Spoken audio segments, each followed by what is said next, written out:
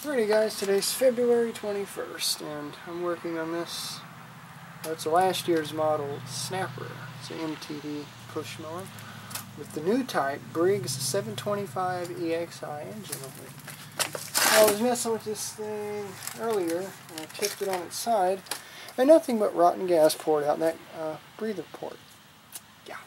So I'm going to start by dismantling the top of the motor, because that carburetor is coming off, and hopefully I'll have enough daylight to finish this today, but I don't know, daylight looks limited.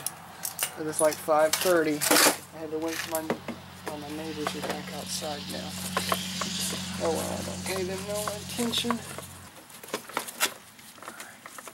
I believe those are the only two covers that hold this on. There it is. Then you have to pry it because it snaps in here. Make a loud click in a minute. It comes right off. And now we have access to the top of the motor, but I want to take this breather port off this carburetor. There's 8mm and a 7mm. These two outer bolts are an 8mm on these EX engines with the plastic carburetor. Man, this thing stinks like rotten gas. So these two outer bolts hold on this plastic breather cover. Them two little corroded inner bolts hold in the carburetor, and I have to take him off next.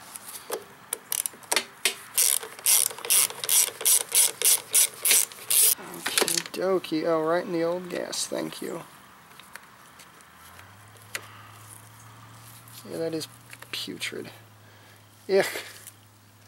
So now the shed gently, it's running all over me. I'll change gloves in a minute. That just pops right off. I tilted this thing up on its side. I don't think I have to take its top off. But what happened is I tilted this thing up on its side to steal a part off of it. And I smelled rotten gas. I was like, that's not a good thing.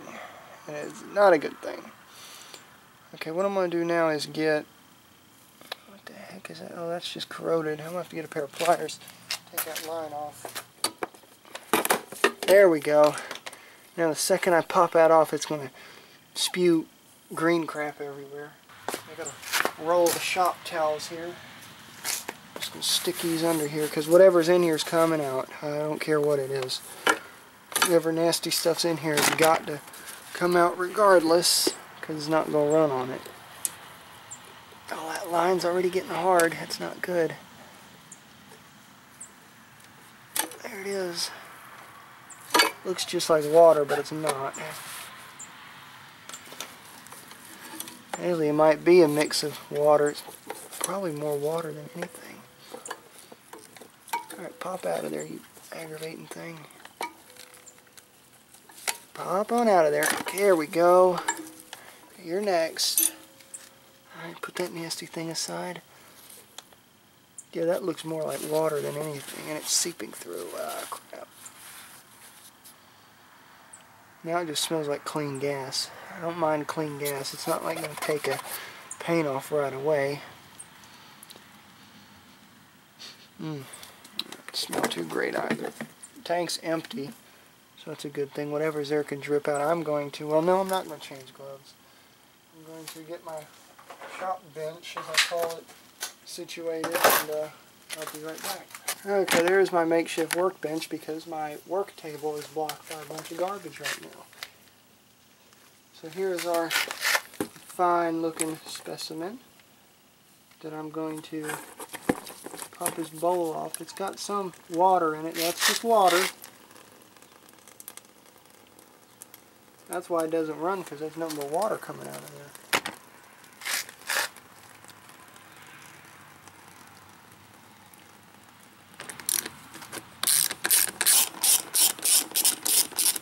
Alright, we'll stop there. I'm going to go get another glove on my hand, and I'll be right back. Okay, I am running out of daylight. I had to fight with these gloves to get them on because my hands are so sweaty. It's like 80 degrees out here. I'm sweating my brains out. One screw, two screw. Now I gotta pop this thing. Alright, it's coming. There we go.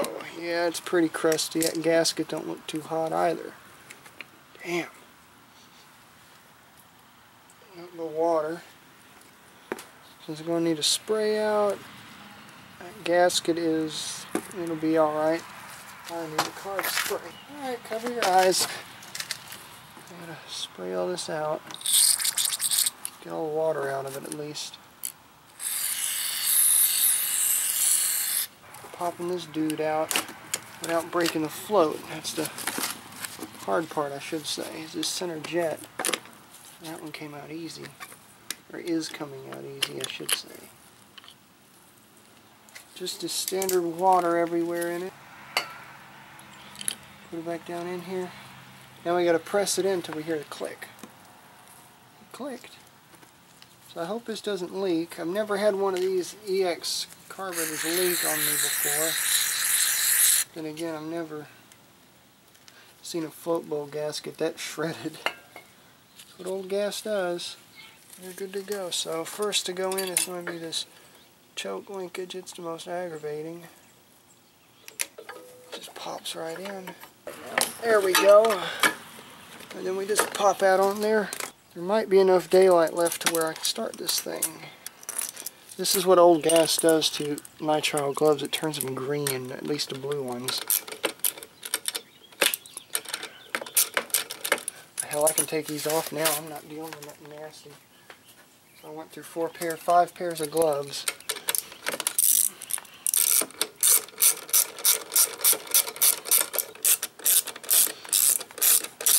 This is one of my personal mowers. No, my personal one's sitting out front. This is actually one to liquidate. Yes, liquidate. That means put it on the line, get rid of it, make somebody else happy to have a mower repaired by yours truly. Okay, that's good. So now I'm going to put the top on it, put gas in it, and push it outside in the sunset and see if this thing will fire off, which I don't see why it wouldn't. But let me get all that done. Alright, let's see what it does. I flushed the gas tank, which means I ran gas through it without hooking up the gas line. Just flush the tank. See what it does.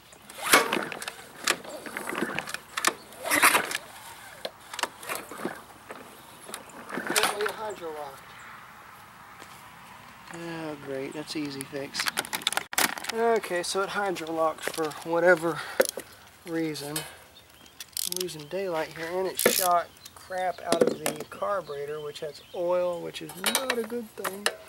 I did have this sideways earlier, which is more than likely the reason why it did that. Get off there. Oh, this has an auto light spark plug in it. Looks like Briggs has switched plug providers. Cool.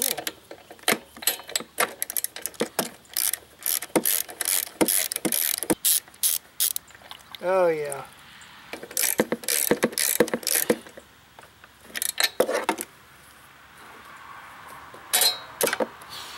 Now it should.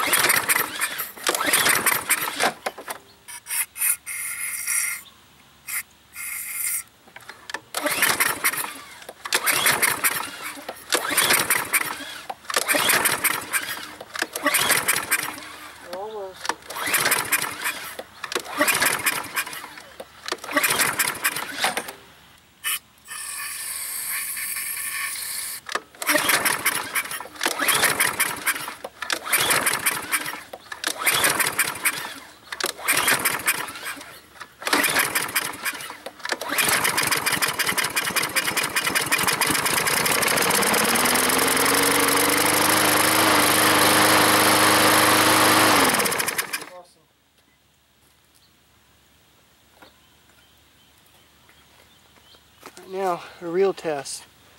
See if it'll start with the filter on.